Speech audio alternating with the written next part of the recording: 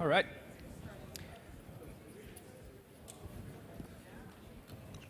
Go. Hi. I remember having quite a lot of fun when I was young playing video games, but now that I have 6 kids, I see how easier it is to access a video game anytime, anywhere, and how time-consuming it can get. This is part of why at Frima we decided to create a branch called FrimaLab, whose goal is to bring back physical play while conserving the best aspect of what video games are. Today the talk is going to be about smart toys or connected toys and how to go from design to prototype and all of the steps to get there. The talk is pretty high level, but in many different areas of expertise, so please bear with us. I'm Jean-Philippe Auclair, and I've been working at Frima for the last 7 years. I started as a MMO engine developer, then a 3D Flash engine developer, then I switched to Unity, and now I'm having pretty much the most awesome job. I'm Simon. In the last years, been working in our 2D game engine.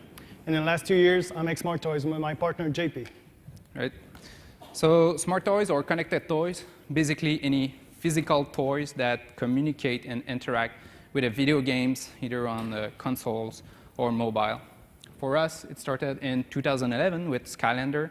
We've worked on the MMO, web-based MMO of Skylander, and we had to create some kind of driver to communicate with the physical portal of Skylander. And on the market, there was multiple different projects since then. Think about Anki, Disney Playmation, Sphero, BB, and a lot. Every month now, there's a lot of new projects going out. And but we're not here to talk about what the others did. We're here to talk about our stuff. And today in this session, we're going to follow 2 of the prototypes we've made. The first one is a 4D-Play Workbench, and the second one is 4D-Play Racer. And I'm just going to start with a video showing what they are. So what we see here is Workbench, classical Workbench, so everybody know what it is. And it communicates wirelessly with iPad. So you have a couple of plastic tools and a platform that we prototyped, which includes sensors. I'll just let it go so you can check it out.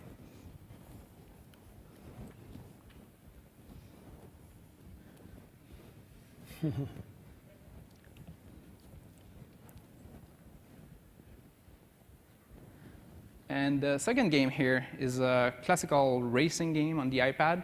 But this time, instead of using a virtual controller on the iPad or any kind of gamepad, we actually shrink down the electronics to fit inside the die-cast car. So the kids are controlling their vehicles using the cars. So it's pretty magical. And we have a shot of the Unity game here that we've prototyped for this same thing. So you see the car going around in the air. We track the orientation of the car in any axis, so we can do some kind of jump and super special tricks. All right.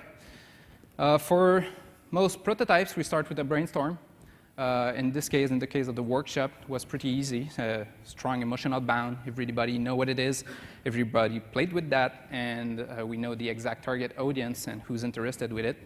And there was a big opportunity since there aren't any kind of interactive toys in this space right now, and it was easy to pick as one of the prototypes to do. For any smart toys that we do, we have to think about 2 sides. So there's always the physical size and the digital size, and we always use Unity for all the prototypes, and we are going to come back on that later. And for the game itself, well, we have a target audience very, very young. So we had to go with something very simple, such as a diner dash kind of game where you complete a couple of steps to clear out the objectives. As for the physical part, we had to construct something very robust that kid wouldn't be able to break, and choose a couple of inputs and tools that the kids already know, so hammer and screwdriver and that kind of thing, plus a platform that would be able to record any kind of interaction that the kids were doing. For the next few slides, we are going to talk about electronics, and since it's part of the first steps inside of the development of a smart toy. So please bear with us.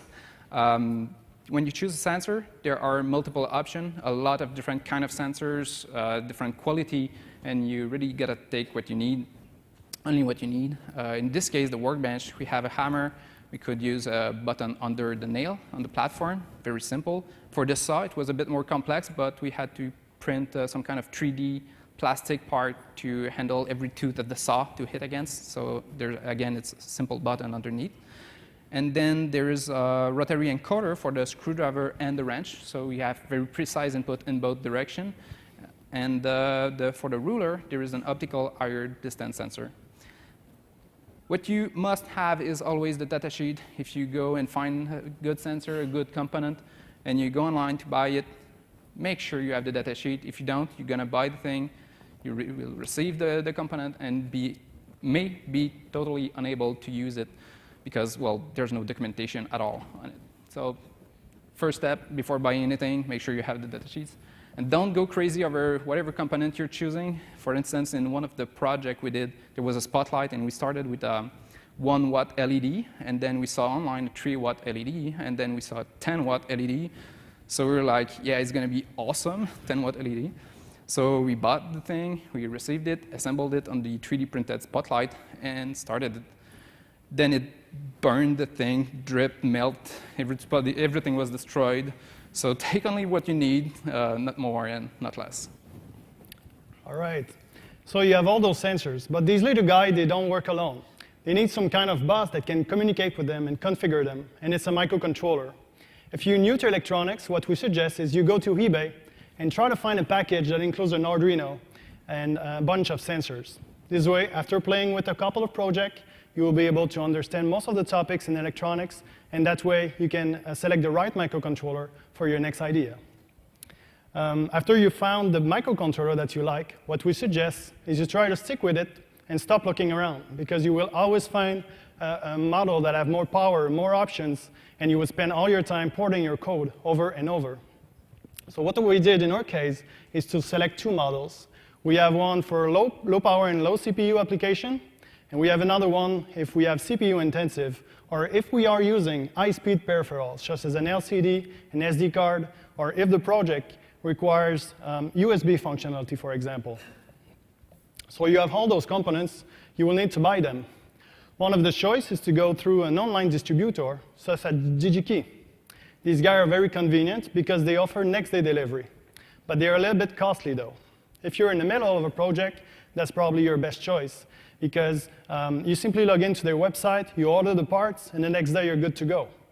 So that's very good. However, if you have a little bit of time ahead of you, there's 2 stores that we like a lot, which are eBay and AliExpress, especially those sellers in Shenzhen, China. They have very low price, they have a lot of components, the quality is surprisingly good, but you will get slower shipping. Let's say a couple of weeks to receive your product. Sure, you can pay for extra shipping if it makes sense.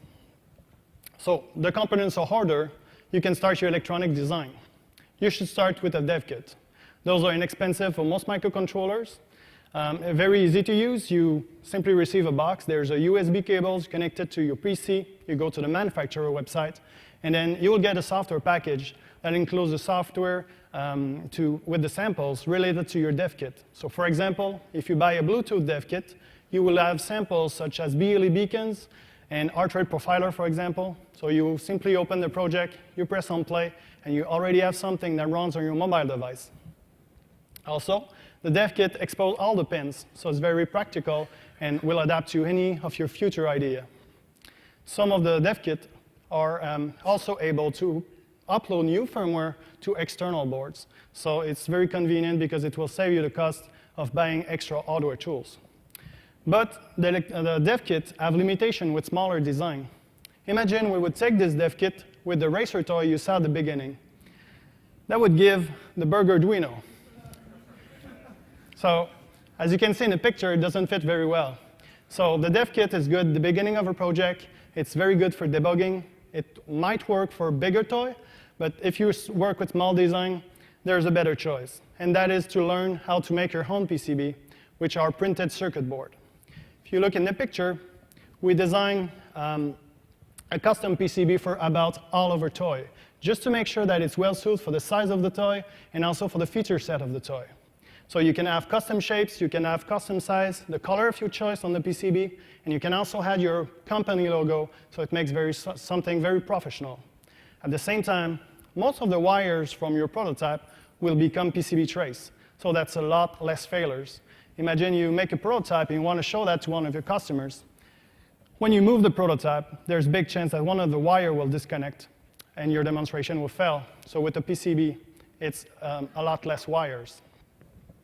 We added 2 resources that we recommend if you want to learn how to make PCB. Those are good. This way, you can go from the Burger Arduino design, and if you look in the picture on the right, that's the custom PCB we designed for the car. So as you can see, it's very easy to fit inside the car. At the same time, when you make your PCB, you will also be able to make your dev board, which is the perfect development kit for you. You can make it compact with all the pins that you need exposed. You can add a voltage regulator section, so this way you can add any power source at the input and it will work well. You can add tons of LED, very useful for debugging. And if you usually use some sensors in your project, that's good to also have the PCB trace there. So for example, in our case, we use an accelerometer and gyroscope in most of our project. So we made sure that we can have the sensor if we require for a new idea. If you decide to make your PCB, you will need to make them. One of the choice is to make them yourself. So using chemicals and a printer, laser printer, you'll be able to create them, but what will happen is probably you're going to burn your hands and you will die. If you look at the picture on the right, the end result is not very interesting in most cases, and it's very time consuming. So what we recommend is you go to a professional fabrication house. There's DF Robot, which is in Shenzhen, China. We really recommend this manufacturer. Oshpark ecosystem is very interesting too. What they do is they merge all the design from different customers. They put it inside a large board, they print the board, and then they split the design back and send every orders to everyone. So it makes very inexpensive boards. If you're lucky enough, you will have a fabrication lab in your city, and some of them can also make PCB. So it's about $1 per PCB in small batch, so very not expensive. Local business is very fast, but for prototype, their price becomes expensive very quickly. So now you have the PCB and the components, and you will need to solder the components on the PCB. A lot of people think it's very hard to solder those small, tiny surface mount components on a PCB, but it's not. If you have a good soldering station, brands such as Pace or Hackle, if you have a multimeter, clips to hold your PCB, you're good to go. If your eyes are broken, like my partner GP, you might need a microscope. Some components require a reflow oven. It's not that expensive, but if you don't have one, you can also use breakout boards, which are PCB with the surface mount components, which is already soldered to. And breakout boards are very easy to solder to your main PCB. So you have the PCB ready. What remains is to write the code that will work on the microcontroller.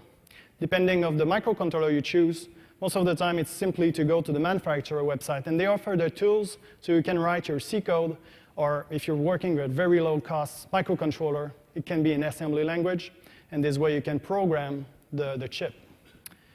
What you need to remember is there's a lot of existing code that covers about any sensors.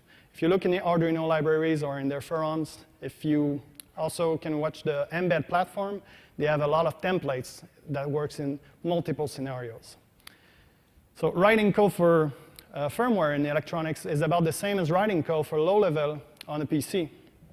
The biggest difference is at the end, you will need to put the code on a physical object. So if we take a racer example, at the end, I was ready with the toy itself. JP gave me his code that I put inside the microcontroller, and then I used glue, closed the car, and then started to play on the iPad.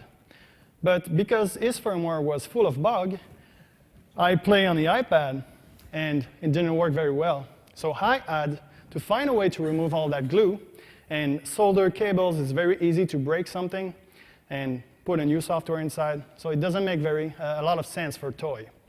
What we suggest is you start from the beginning with firmware over the air. And it's not very hard because manufacturers now help you to do that.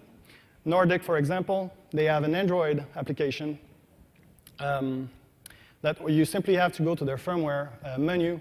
You select the firmware from your Google Drive or Dropbox account that you push from your PC, and you pair it with your Bluetooth toy. And a minute later, you have the new code running on the electronics, and you didn't have to open anything. So you won't break something.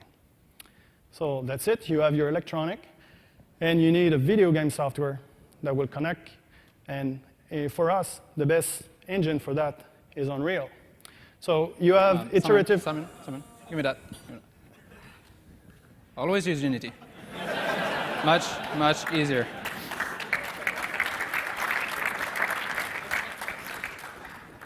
As you guys know, iterative, very easy for iteration, build and run again. It's very practical. Most of our tools are working under Windows, and so as Unity, so it's great.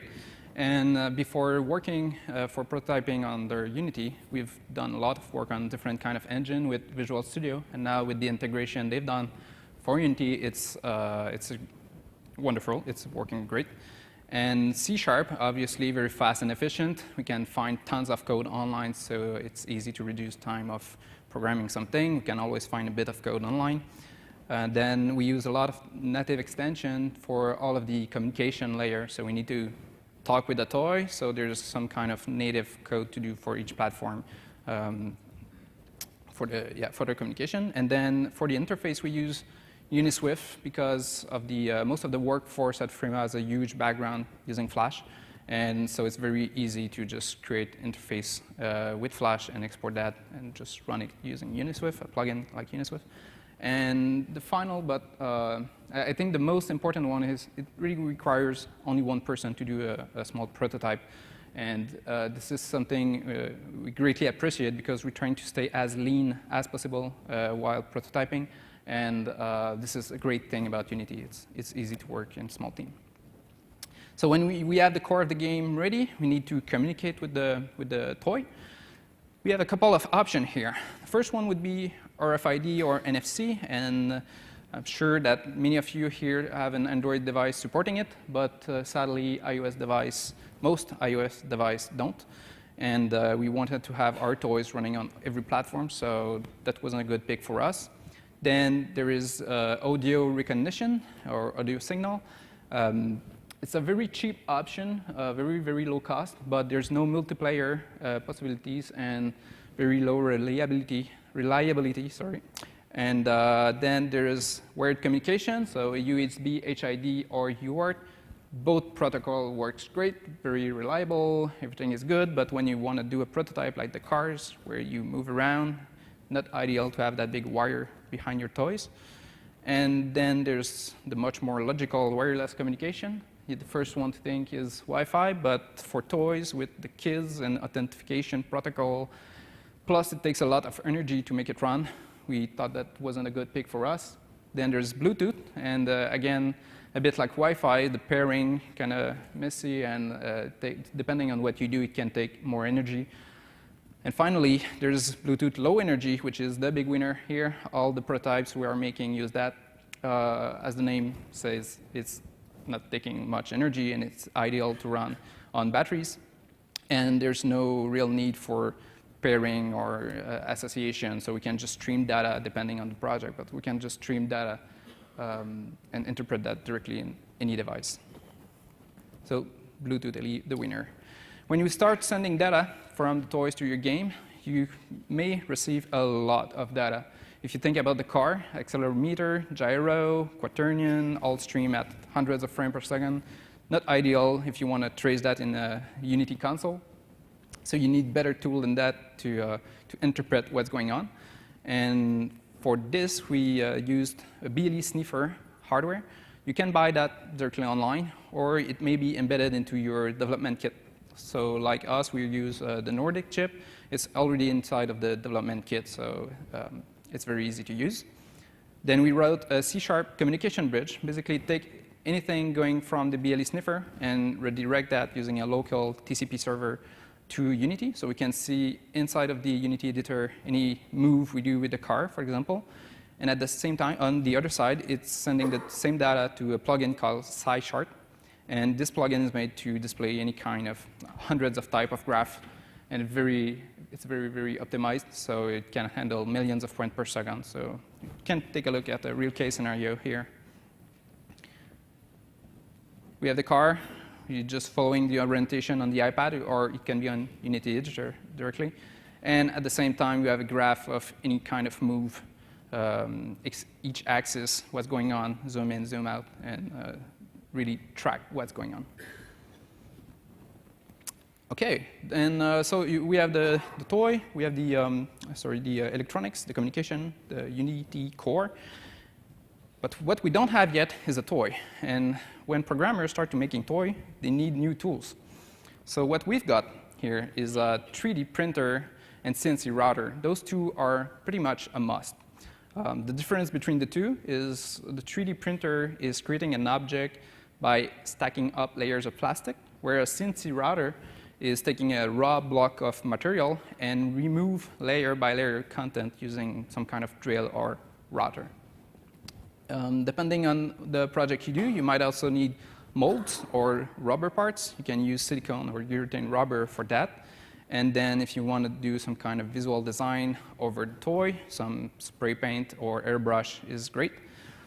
Then when your toy is made, but you need some kind of rework or small modification, a rotary tool and all of the subtool like a Dremel is very, very practical. And when you don't know what you are going to work on next, a generic toolbox. So a lot of different kind of tools. And I don't know if there is any maker here, but they surely know a lot of duct tape and hot glue is a must. So hopefully, when you use 3D printer and a CNC router, you need new software also. So you cannot use classical 3D design software. You need to use CAD 3D design software. And the difference between the two is basically you have parametric design. Everything is driven from the dimension. And so it's very precise and can be spliced up for your 3D printer or CNC router. There are open source or free solution for that. I'm used to work with Autodesk Inventor, which has worked great. I've been using that for years. And now there's even a plugin called HSM that is made to handle CNC type of machine. So it's taking all the cut and different things you do on your object and convert that to G-code, which is then interpreted by your CNC router.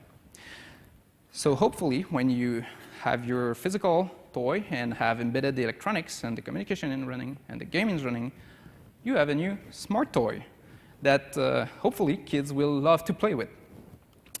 So this is pretty much all, but remember, take the time to pick the right components. It's very important. Watch out for the Burgardino monsters, and assume Simons make a lot of error. So firmware over the air is a must.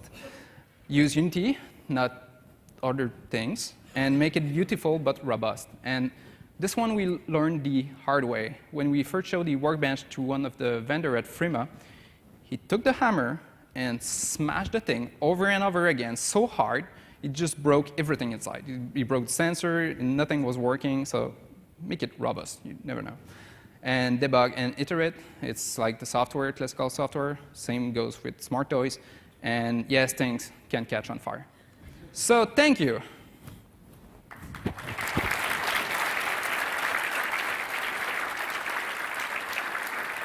Any question? Any question?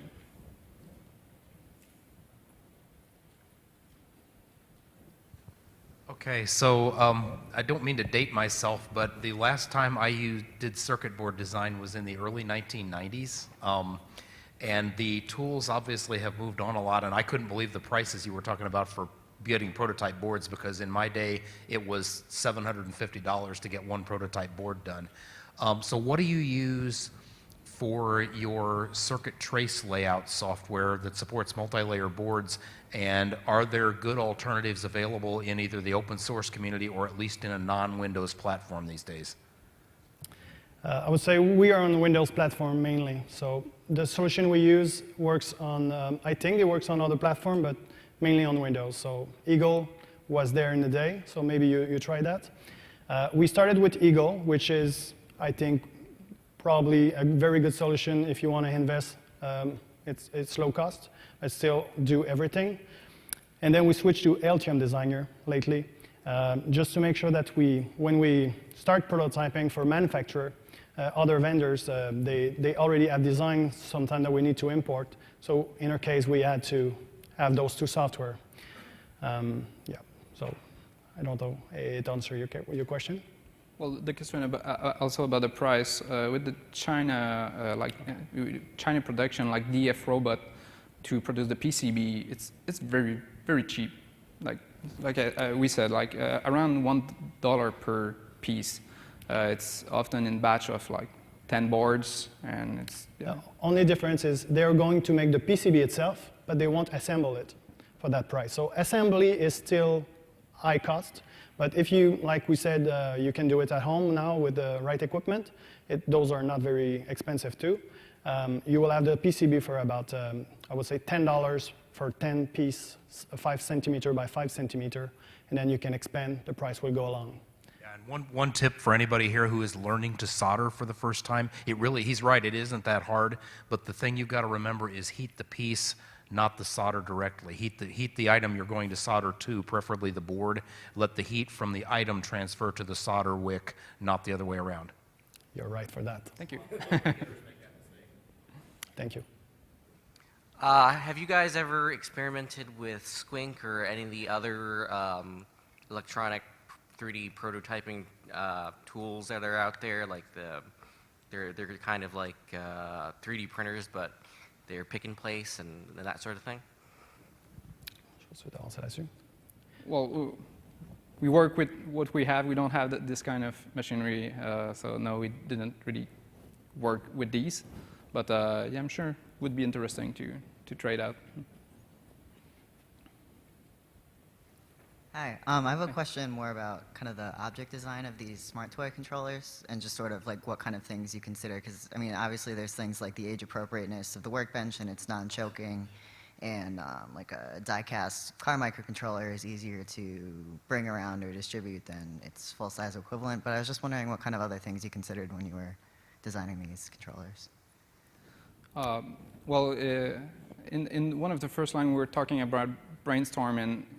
In different brainstorm we had, it's not so much about specifics. We're just trying to see what would be a good place to be and what kind of toy would be a great pick, but there's no main direction in this way. So we've showed you 2 prototypes, but we've got multiple others. So it's not, yeah, we don't have that main direction to follow. Thank you. Thanks. All right. Anything else? Well, thank you. Thank you.